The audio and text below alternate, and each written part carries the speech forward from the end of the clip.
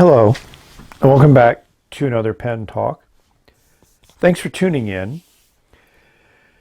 This talk is going to be about another eBay buy that I made recently. You may recognize the clip. Probably the other bits of the pen aren't quite as recognizable, but it's a Conway Stewart. It's a 57. It has a partially hooded nib, which attracted my attention, and the price was very good.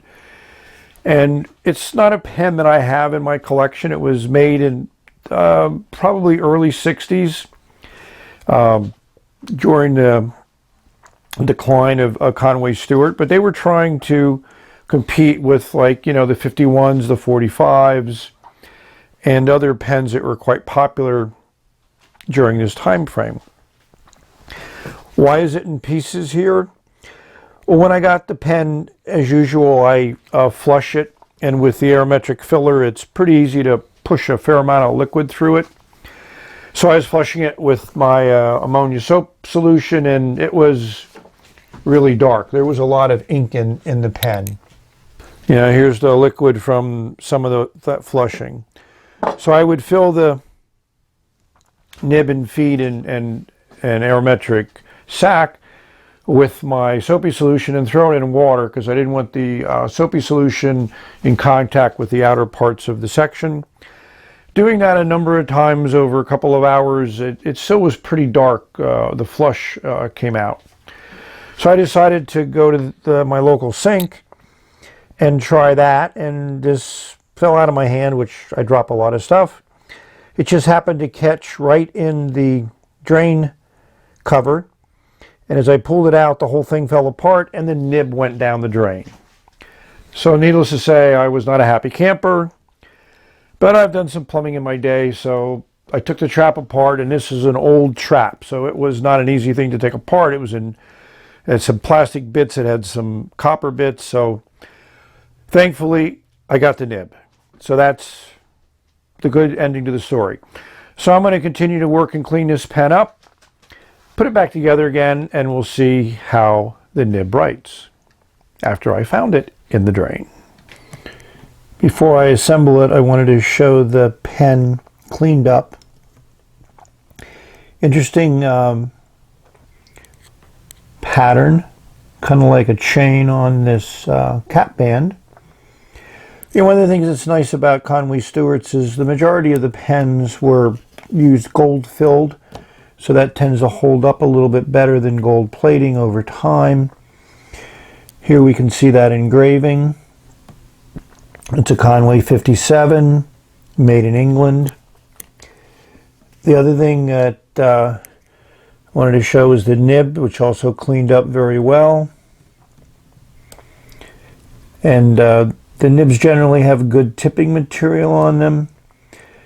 It's not a large nib, but I expect it to perform well, as many of them do. And the 14 karat and the size 7 here is going to be hidden when it goes into the kind of semi-hooded section. This is the longest feed I've ever seen. I mean, this thing is extremely long, injection molded. And there you can see that slot that hopefully this is where you pull up ink from. It's a very intricate feed for a pen from the 60s. The other thing that's nice is this nib has a little lip on the back here, which fits into a particular slot in the feed, so it really stays in place. One of the challenges I've had with the FPR nibs and stuff is that's not the case. Got a little egg on my thumbnail there. So we're going to reassemble this and ink it up and see how it works. You may ask, how did Conway Stewart fare in the 60s? Well, it was a period of change for Conway Stewart. The company changed ownership in 63. They went through a lot of changes to adapt, to adjust, to make their pens more price competitive. So this blue one and black one are model 103s, which came out maybe in 64. Aerometric filler, well, not really aerometric filler, but basically a sack with a sleeve on it with a pressure bar that you take off the barrel to activate a slip-on cap, but still that distinguishing Conway Stewart clip. And then this is a Model 150, which is a little bit of a lower end pen. As you can see, the clip now just says Conway on it. It's weird that it's a silver cap band there. Still a gold nib, so these three all have gold nibs in them. And then there's this pen, which doesn't have a number on it, so I'd probably place it in late 60s.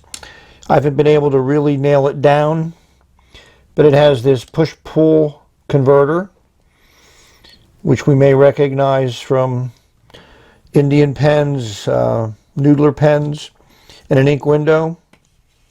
Steel nib. All these pens didn't cost me much money. This blue one here has a crack in the cap, but what attracted me is this wonderful stubby nib. So the black one I have is fully in good order. I haven't really completed my restoration on these pens, but this is my investigation into the Conway Stewart line in the 60s and how they tried to adjust to changing market conditions. And they also did a lot of ballpoint pens during this period of time. And, you know, eventually, due to a lot of misfortune and market changes, they went from doing inexpensive pens to expensive pens, which is where they are today in a number of permutations to the company. You may say, well, that Conway Stewart red pen looks similar to some other red pens from the UK that you've reviewed, and I'll say, yes, it does. Here's a 57. Here's that Victory, Parker Victory, and here's the Parker Slim Fold. And there are slight color variations, which could just be age, because these are well over 60 years old, but they could obviously be made from the same resin and the same injection molded resin.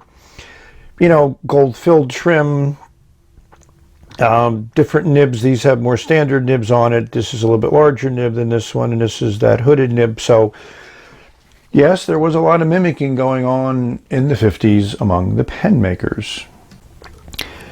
As usual, I had to go through some inks, and this is a new ink I recently got to get into my focus on orange inks. It's Noodler's Summer Tanninger, and the bottle was completely full, so when I took off the lid, I wasn't as careful as I should be, so some of it leaked onto the label. As usual, Noodler's does a great job, and it's very affordable for the large amount of ink. So it's in the pen. I've written with it a little bit, and I'm ready now to let you see how it writes. Pull-off cap is quick. It posts deeply. This pen has very little weight to it. We give you those weights. You know, with this section, you can hold it anywhere. It's just a comfortable pen. I would say the section's about as small as I'm comfortable with on a pen. It's nice that everything's the same color, gold trim, gold nib, so a classic thin red pen, unlike Waskey's thin black pens that he likes.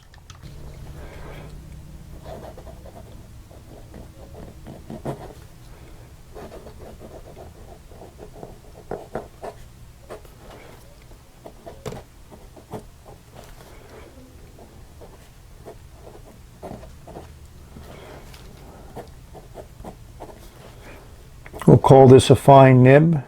It's not marked. It's a number 7 nib in Conway Stewart's determination. So I'm happy with the way this writes. You're not going to get any real line variation in it, but you know, that's a nice wet line. It's easy to put down a lot of ink. Ink dries quickly, which is nice for a Noodler's ink. And I really like this. It's a little bit on the red for an orange, but it is definitely in the orange family. So I know I promised a couple ink reviews, teal inks, orange inks. I did turquoise and a few other things, but it's still in the hopper, still being thought about, so it will be out soon. You know, I think this pen could easily be an everyday writer, and for the price of $23 delivered, I don't see how you can go wrong with this. I don't rate vintage pens, so I would put this as a B+. We'll give them a grade. So it's a good functional pen. I didn't have to do anything but clean it up. The sack in it still is viable, unlike as you saw some of the older or even newer vintage pens that use this type of aerometric filling system. So we've come to the conclusion of this video, so thank you for watching. Hopefully you've enjoyed another look at some British vintage pens. May you have many great writing experiences. Get a chance to explore this wonderful world of pens, the global world of pens that we have an opportunity to engage with. So may you have a wonderful day. Enjoy all your writing experiences. Bye for now.